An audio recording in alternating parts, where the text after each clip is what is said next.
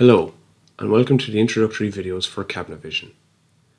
In this video, we will be covering the splash screen, which is the first screen you will see after opening Cabinavision. The grey area in the middle of our screen is referred to as the work area. The white bar at the bottom of our screen is the status bar, where we can swap dimensions and precision.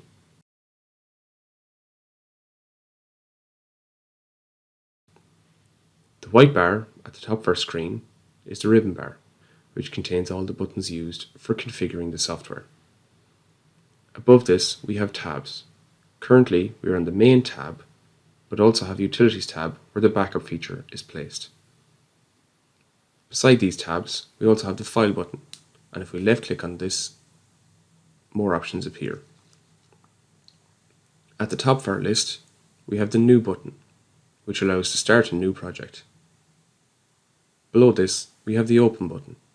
This lets us open previously saved jobs that we were working on. Next, we have Batch jobs. This feature combines several saved jobs together for better optimization, cut lists, and pricing. Last, we have Job Recovery, which can be used to recover corrupted files from autosave files. The section to the right shows our most recent jobs. The amount of recent jobs is determined by a setting in Preferences, which we will cover in a future video. On the bottom right of this menu, you will see the Preferences button, where we can alter Cabinavision's preferences. These are per user, so you can have different preferences to a colleague. Beside the Preferences button, we have the Exit CV button. The blue bar at the top is the Quick Access toolbar, where we can pin frequent commands. At the moment, only New File and Open Job are pinned. On the very right hand side of the tab bar, you will see the Style button, where we can change the look of Cabinavision.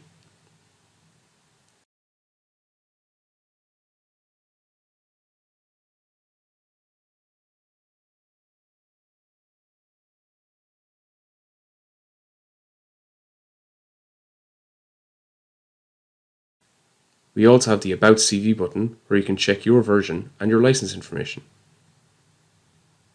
That concludes our introductory video for the splash screen.